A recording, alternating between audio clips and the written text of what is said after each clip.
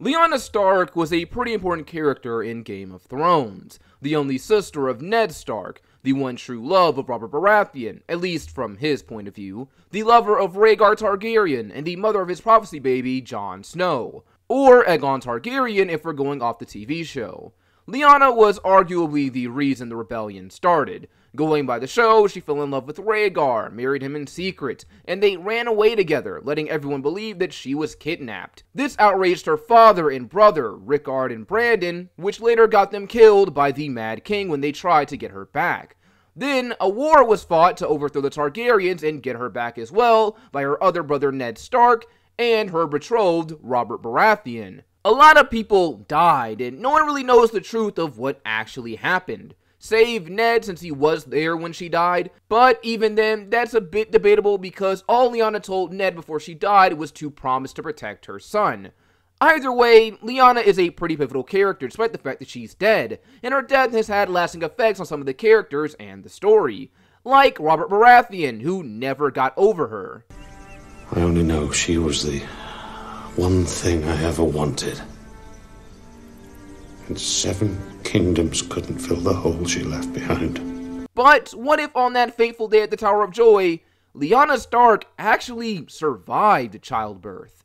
How would history change? Before we get into that, if you guys like what I have to say, feel free to drop a like and subscribe to join my Imperial Court and never miss a video. Now without further ado, let's get into the video. So with this what if, I'd say things go pretty much the same at first. Arthur Dayne and the other Kingsguard members who were guarding the Tower of Joy are still killed, with the only big change here being that Lyanna actually survives along with her baby boy, Aegon. Now, Lyanna staying alive could be a pretty big change. Right off the bat, one of the changes we have is the meeting between brother and sister. Lyanna will most likely have given birth to Jon at this point and be very weak and tired after delivery, but in this timeline, there is no fear that she will die. So Ned and Lyanna can actually have a reasonable conversation without the looming threat of her death. Baby Jon also isn't an orphan in this timeline, so his life could potentially change as well with his mother's survival, but we'll talk about that in due time. So likely what happens here during this conversation is that Lyanna fills in Ned about everything. He learns the truth about Lyanna and Rhaegar, their love and their secret marriage. Ned will most likely be very angry and upset because a lot of people would have died as a result of his sister's antics. Their father and brother died because they tried getting her back. Robert fought a war trying to get her back too, which is another issue for Lyanna as well. She was betrothed to Robert when all this went down. Ned has always been an honorable man, so on the one hand, while I can see him being happy that his sister is alive, he'll likely also be very pissed that she got people killed because she wanted to forsake her own duties. And that begs another question: would Ned force her to still marry Robert after all of this? Will Lyanna run away with her son to avoid this marriage? There are a couple ways I could see things going down with Lyanna surviving. So, as a character, we don't know too much about Lyanna except that she was a bit of a tomboy, wild, and strong-willed. I could easily say that with her survival, Lyanna would not want to marry Robert Baratheon. She never wanted to marry Robert, even before the whole thing she had with Rhaegar. One of the main reasons that she didn't want to marry Robert is because she didn't like the fact that Robert slept around. So the idea of him being unfaithful to her really put her off to the idea of marriage to him. I imagine that nothing would change in this instance either, especially after she learns that Robert killed her lover, Rhaegar, the father of her child. So one way I could see Lyanna's timeline playing out is that she decides to go into hiding, perhaps faking her own death to avoid the marriage to Robert, and most likely to protect her son Aegon. If what Ned says about how the Targaryen children were killed is true, she definitely wouldn't want to risk revealing herself and Aegon. If anything, knowing how wrathful Robert could be, how would he feel if he learned the woman he loved chose another man, had his baby, and everything he fought for, everything people died for, was built on an unrequited love? Maybe he'd kill both of them. And that's not even considering that her son would also be a threat to Robert's claim to the Iron Throne as the son of Rhaegar. So considering that, and the fact that she valued her son's safety even in her death in the canon timeline, I could definitely see an instance where Lyanna decides to fake her death so she can't be found by Robert. Now the only issue with this though would be Ned and Howland Reed, because they were the only 2 survivors of the Tower of Joy conflict. Now, in Ned's case, despite him being very angry with Lyanna for contributing to a lot of loss and bloodshed, I believe he would most likely understand the need for her to run away and fake her death. Ned knows Robert and saw what happened to Elia Martell and the other children of Rhaegar as well. That's something that has haunted him for years, and I don't think he believed that there is a scenario where Robert ever accepts Lyanna's son. Aegon will be a challenge as well. So I could see him helping Lyanna to fake her death and hiding her away somewhere. Maybe he'd also get Howland Reed to help too. He was there at the Tower of Joy, so he might also know the truth about who Jon really is in canon. And he seems to have kept quiet about it so far. I don't see a reason for him to want to expose Lyanna or Jon to Robert in this timeline, so he could do Ned a solid here and just keep the secret. This then asks another question, which is how they hide Lyanna. Do they send her across the narrow sea to Essos in hopes that she finds Rhaegar's siblings? Or do they hide her somewhere in the north? I think I find the latter most likely. It may be a bit hard to smuggle her out of Westeros, and maybe Ned would want to be able to keep an eye on his sister and nephew. Maybe she'll go to live with Howland Reed in the Neck or something. It could be plausible because Lyanna and Howland do have some pretty good rapport with one another. She did chase off some squires that were bullying him when they were younger during a tourney. Then in that same tourney, the knights of those squires were defeated by a mysterious knight. The Knights of the Laughing Tree, whose identity was never revealed, but some theorized that it might have been Lyanna, who, once again, may have been getting revenge for her friend Howland. So there is some kind of positive relationship here between the two of them, so I could see in this timeline, maybe Howland takes her in and perhaps raises Aegon as one of his own kids. Maybe even as a means of keeping his identity secret, Jon, or Aegon, will be called Egg.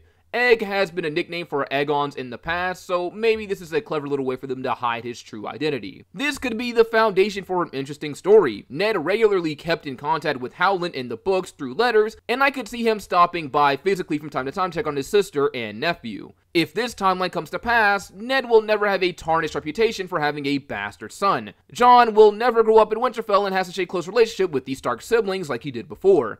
If that's the case, then Arya most likely never gets Needle, since Jon was the one who gave that to her as a gift. This also means that Jon may not join the Night's Watch either. There's a lot that could end up changing in this timeline with Jon. Perhaps he becomes a more active character in the later seasons than the earlier ones.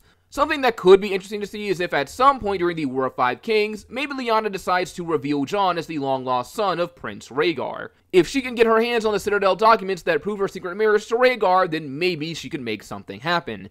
Maybe she'll reveal herself to Robb and perhaps try to get him to fight for her son's claim to the Iron Throne. If Jon becomes king, then he could guarantee the North's independence for years to come. But if somehow the North ends up winning anyway, then maybe it doesn't matter who Jon really is.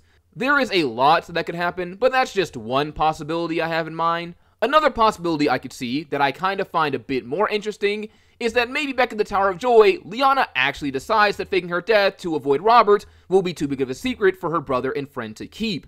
Not to mention, maybe she'll feel guilty about the death she and Rhaegar helped cause. So, an equally interesting possibility is what if Lyanna decides to actually marry Robert after the Tower of Joy. This way, she doesn't have to live under the constant fear of potentially being found out, nor does Ned. Imagine how angry and betrayed Robert would feel if he found out that his best friend hid the fact that the love of his life actually survived. So, in this scenario, the way I see things playing out is that Jon is still taken in by Ned and hidden as his bastard son. Going by the same logic I used earlier in the video, it's unlikely that Robert ever accepts Jon, as he would be a challenge to the Iron Throne and a living, breathing reminder of Rhaegar Targaryen, the guy who stole his girl. I doubt Lyanna would want to take any kind of chance on Robert's mercy after hearing what befell Elia and Rhaegar's other children. So I could see her believing that the only way for her son to be safe is to hide him in plain sight and have Ned care for him, and do what she probably should have done and fulfill the arrangement between House Stark and House Baratheon. I could only imagine how she would feel about this, though. If we go off the show and say she was really in love with Rhaegar, it must be terrible getting to the man who killed him and aided those who killed his children. And she could never let her true feelings be known. Lyanna would most likely have to play into the narrative that everyone has begun to spin about Rhaegar, that he was evil and abducted her. So how would the story change if Lyanna marries Robert?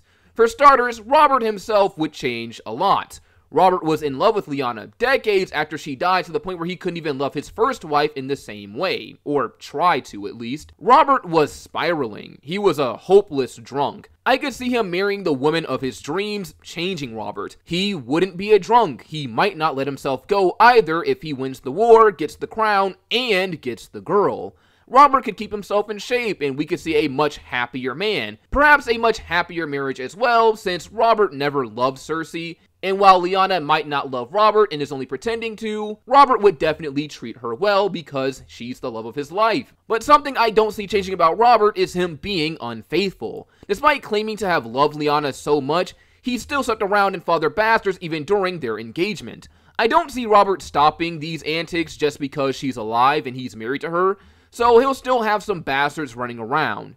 Another change we'd have in this timeline is that the Starks would have more court influence than the Lannisters. If Robert marries Lyanna, then he'll never marry Cersei and make her his queen. Cersei may get married off to Edmure Tully or something like that, because the Tullys at one point did try to marry a young Lysa and Jaime in the books. If Cersei isn't queen, and say that Jaime is never removed from the Kingsguard, which I doubt Robert would even think of doing at this point, it's unlikely that Joffrey, Tommen, and Myrcella are ever born.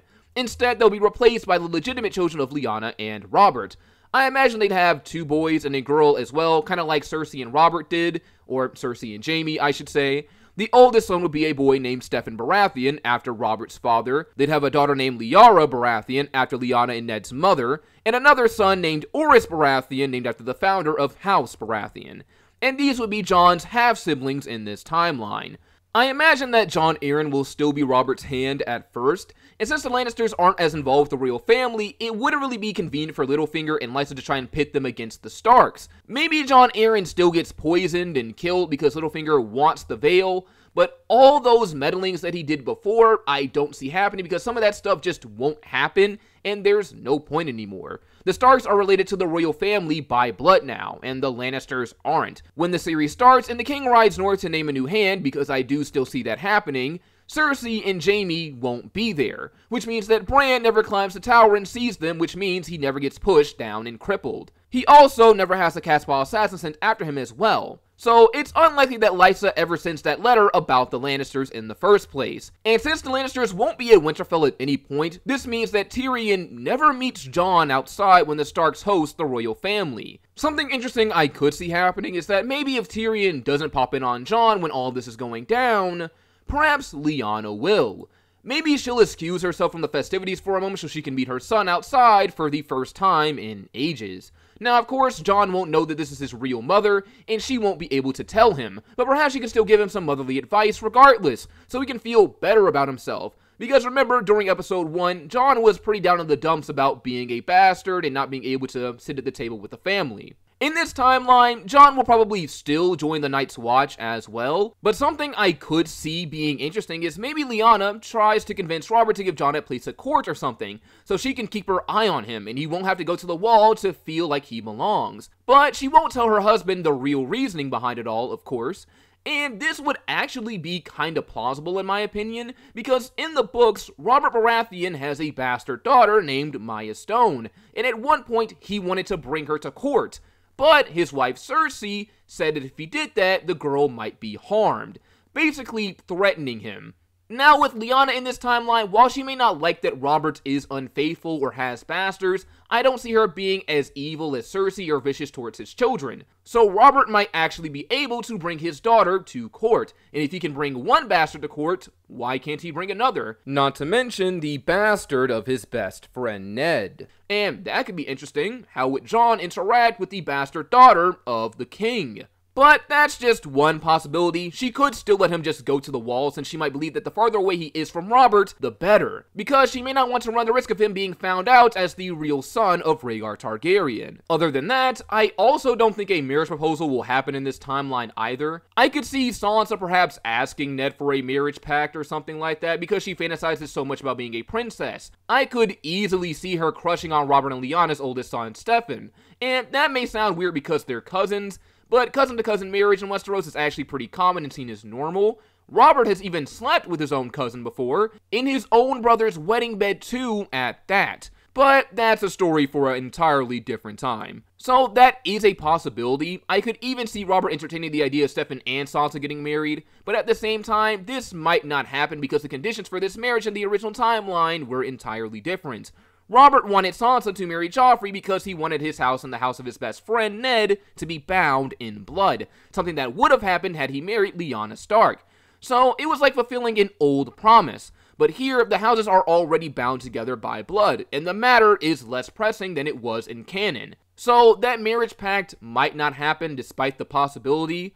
Either way, I do still see Ned becoming Hand of the King, and I also see him and Robert living much longer than they did before. Since the Lannisters don't have as much influence at court outside of Jaime as a Kingsguard, it's unlikely that Robert, who is less drunk and less fat, gets killed by a pig in this timeline. Ned most likely never gets attacked by the Lannisters because Catelyn has no reason to take Tyrion hostage and make them angry, so his leg never gets injured either. And with Robert actually having legitimate children, there would be no question about his succession. If something did happen to befall him unexpectedly, Ned would swear fealty to his oldest son and wouldn't get his head cut off. And that means that the North wouldn't rebel either. And with a stable succession, Stannis and Renly might stay loyal as well. Renly is a bit debatable though, since Stannis was the rightful heir by law and he still went against him because he felt himself as a better fit to be king. Maybe he feels the same way about Robert's kids in this timeline as well.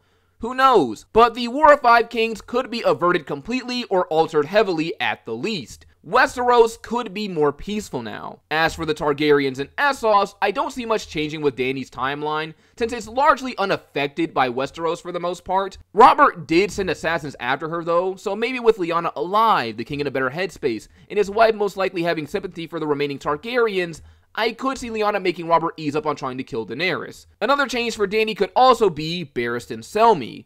Robert and his kids would probably have too much respect for him as a warrior to dismiss him from the Kingsguard like Joffrey did. And if he's not around, maybe she'll get killed by that scorpion if that assassination attempt still happens here. Or maybe Jorah will save her if it does happen since he was there too. Tyrion may also not join Daenerys either in this timeline since he'll never be put on trial for committing regicide and then escaping. It would be interesting to see how Daenerys tackles a more unified Westeros in the future. Would she even be able to make alliances with the North, who are now bound to the crown by blood? Probably not, if we're being honest. There are a lot of possibilities that come with the survival of Lyanna Stark, and I think this is where I'm going to leave the video for now. I hope you guys enjoyed it. Don't forget to like, subscribe, tell me your thoughts down below, and I will see you all next time.